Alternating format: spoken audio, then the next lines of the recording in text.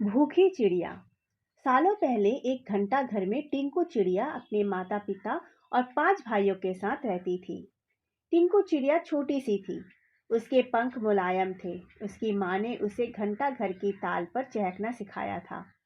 घंटा घर के पास ही एक घर था जिसमें पक्षियों से प्यार करने वाली एक महिला रहती थी। वह टिंकू चिड़िया और उसके परिवार के लिए रोज रोटी का टुकड़ा डालती थी।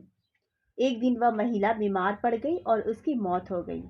टिंकू चिड़िया और उसका पूरा परिवार उस औरत के खाने पर निर्भर था।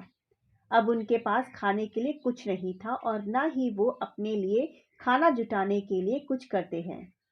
एक दिन भूख से बेहाल होने पर टिंकू चिड़िया के पिता ने कीड़ों का शिकार करने का फैसला लिया। काफी मेहनत करने के बाद उन्हें 3 कीड़े मिले जो परिवार के लिए काफी नहीं थे। वे 4 लोग थे, इसलिए उन्होंने टिंकू और उसके छोटे भाइयों को खिलाने के लिए कीड़े साइड में रख लिए।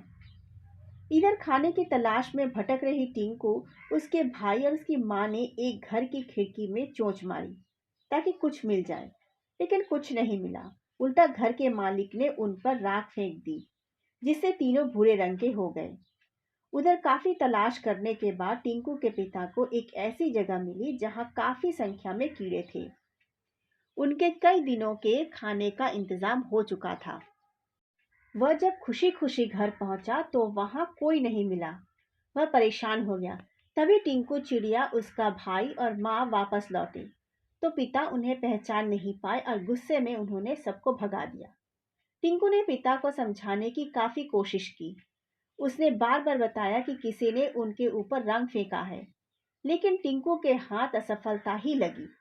उसकी माँ और भाई भी निराश हो गए, लेकिन टिंकू ने हार नहीं मानी।